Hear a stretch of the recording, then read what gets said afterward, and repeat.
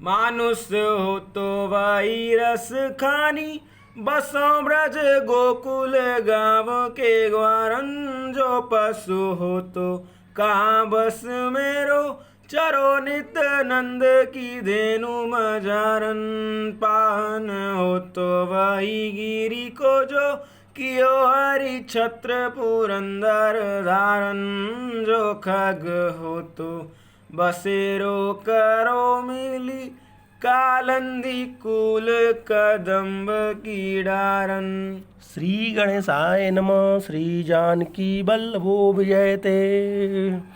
आइए बच्चों, आज क्लास 9th CBSE बोर्ड के क्षितिज के रसखान के सवैये रसखान जी, सर्वप्रथम रसखान जी के बारे में। रसखान का जो मूल नाम था वह सैयद इब्राहिम था, पर वह कृष्ण, जो हमारे कृष्ण भगवान हैं, उनके प्रेमी थे, उनके भक्त थे।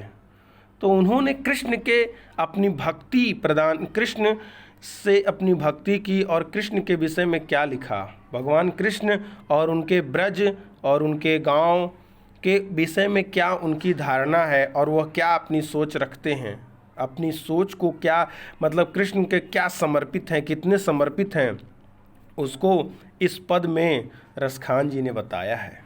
मानुष्य हो तो वही रसखान, यानी मनुष्य, मानुष का अर्थ यहाँ पर मनुष्य से है कि हे भगवान, हे कृष्ण भगवान, कहते हैं अपने भगवान से प्रार्थना करते हैं कि अगर मुझे फिर से जन्म लेने का अवसर मिले तो हे भगवान, हे मैं आपसे एक यही विनती करता हूँ कि मानुष हो तो वही रस खानी। एक यही विनती है आपसे कि अगर मुझे मनुष्य बनाइएगा, हे भगवान आपकी इच्छा है, आप कुछ भी बना सकते हैं, पर मैं एक विनती है आपसे कि अगर मुझे मनुष्य बनाइएगा भगवान, तो कहाँ का बनाइएगा, बसो ब्रज गोकुल गाँव के ग्वारन। बसो, मैं वहीं बसेरा करूं, वहीं बसूं, कहाँ पर, ब्रज गोकुल, जो ब्रज के 84 कोस का ब्रज है, उस ब्रज का जो गोकुल गांव है, उसी गांव के ग्वारन, ग्वारन का अर्थ है जो ग्वाल बाल हैं, उन्हीं के साथ, उन्हीं वहीं का मुझे मनुष्य बनाइएगा, जिससे मैं उनके साथ रहूं, उनके साथ गैया चराऊं, उन्हीं के साथ रहूं। तो मानुष हो तो वही रस खानी, बसो ब्रज गोकुल गांव के ग्वारन। जो पशु हो तो कहाँ बस मेरो। देखिए, एक विशेष बात जो रसखान जी ने कही कि जो पशु हो तो कहाँ बस मेरो।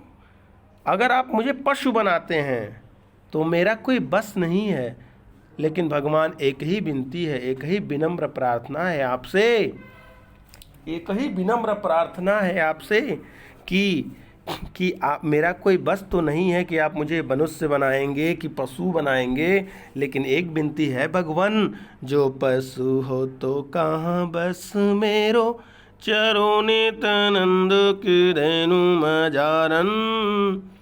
पर मेरा कोई बस तो नहीं है, पर भगवान आपसे एक विनती है कि मैं चरो नित, चरो मने चरूं, नित मने नित प्रति दिन, नंद की धेनु, जो नंद बाबा की 1.25 लाख गैया हैं, उन्हीं गैयों के मझारन, मझारन का अर्थ होता है बीच में, उन्हीं गैयों के मैं बीच में पशु बनकर ही चरूं, जो नंद बाबा की गैया है। नंद की धेनु मझारन, मझारन का अर्थ होता है बीच में, कि जहाँ नंद बाबा की जो गायें हैं, उन्हीं गायों के बीच में मुझे जन्म मिले। ठीक है भगवान, अगर आप पशु का नहीं देना चाहते हैं तो एक और विनती आपसे, पाहन हो तो वही गिरी को, पाहन हो तो वही गिरी को, जो कियो हरि छत्र पुरंदर धारन। पाहन, पाहन का अर्थ होता है पत्थर, पत्थर हो तो, अगर मुझे पत्थर बनाइएगा भगवान।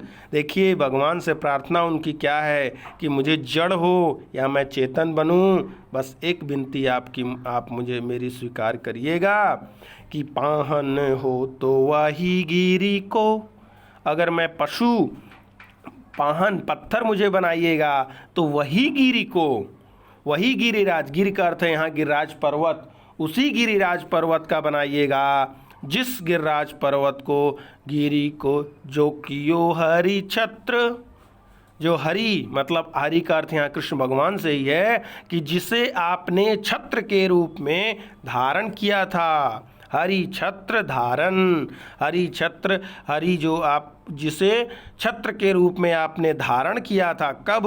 पुरंदर धारण, इंद्र का मान मर्दन करने के लिए, इंद्र के कोप से बचने के लिए। आपको मैं बता दूं कि श्री कृष्ण इंद्र को वर्षा का देवता माना जाता है और सभी जो ब्रजवासी थे वह इंद्र की वहाँ पर पूजा करते थे वर्षा के लिए। पर एक दिन कृष्ण भगवान ने कहा कि आज इंद्र की पूजा नहीं, हमारे गोवर्धन गिरिराज पर्वत की पूजा की जाए। तो कृष्ण भगवान की बात सब मान गए और गोवर्धन की पूजा करने लगे। जैसे ही कृष्ण इंद्र देवता को पता चला कि आज तो मेरी पूजा ब्रज में नहीं हो रही है, तो तुरंत वह क्या करते हैं, तुरंत कहते हैं कि इस ब्रज को जाओ, अग्नि और वर्षा के देवताओं को कहते हैं कि जाओ और इस ब्रज को तुम नामो निशान मिटा दो, वहाँ से ब्रज जो है बह जाए, इतने वर्षा करो, इतनी वर्षा करो।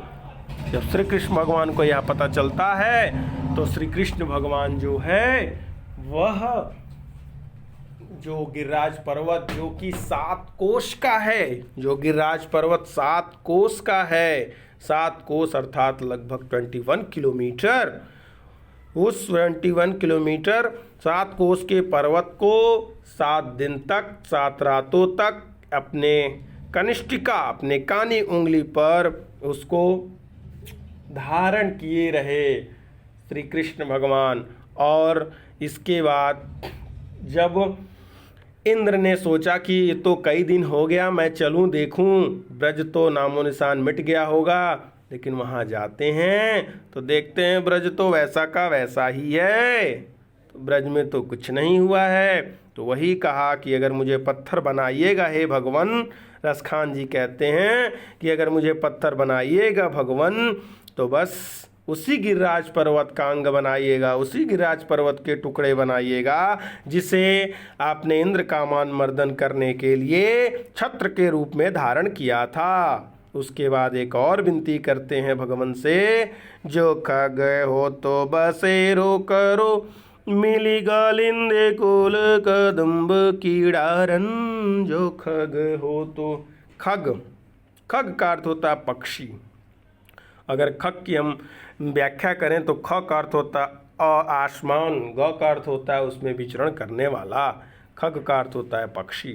जो खग हो तो, जो अगर खग बनाइए हे भगवान, जो मुझे खग बनाइए तो बसेरो करो, मैं अपना बसेरा, अपना घोंसला वहीं पर बनाऊं। कहाँ पर? मैं अपना बसेरा वहीं पर बनाऊं।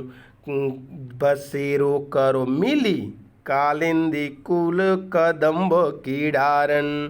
कालिंदी यह यमुना जी का एक पर्यायवाची है, तो मैं अपना बसेरा वहीं पर बनाऊं, कालिंदी के कूल पर। कालिंदी यमुना नदी के कूल मतलब किनारे, यमुना नदी के किनारे। और कहाँ पर? कदम्ब कीड़ारन। कदम्ब, जो कदम्ब का वृक्ष होता है, कदम्ब में पीले पीले पहले हरे रंग के फल गोल गोल लगते हैं, फिर वह पीले हो जाते हैं। तो आपको पता है श्री कृष्ण भगवान कदम्ब के वृक्षों पर, कदम के वृक्षों के नीचे बंसी बजाते थे, यमुना के किनारे भ्रमण करते थे। तो उसी भगवान के श्री कृष्ण के यमुना नदी से, ब्रज से, उनके वस्त्रों से, भगवान से इतना प्रेम है रसखान जी को, इतना प्रेम है रसखान जी को कि कहते हैं अगर भगवान मुझे पुनर्जन्म अगर आप देते हैं तो एक ही आपसे विनती है कि अगर मनुष्य बनाइए तो उसी ब्रज का बनाइए, अगर मुझे पशु बनाइए तो नंद बाबा के यहाँ की जो धेनु है, धेनु अर्थात गाय, उसी गाय के बीच में मैं विचरण करूं, और मुझे अगर पत्थर बनाइए तो उसी गिरिराज पर्वत का बनाइए जिस गिरिराज पर्वत को आपने धारण किया था।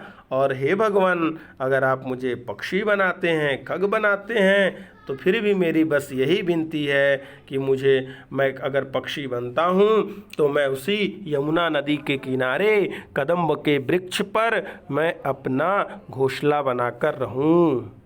कहने का तात्पर्य यहाँ पर यही है कि रसखान जी श्री कृष्ण भक्ति से ओतप्रोत हैं, और श्री कृष्ण जी की जो हमारे मुरलीधर हैं, जो गिरधर हैं, उनके प्रति उनका विश्वास, उनका एक प्रार्थना जो है वह इस पद में रसखान जी ने अपने मनोभावों को प्रस्तुत किया है।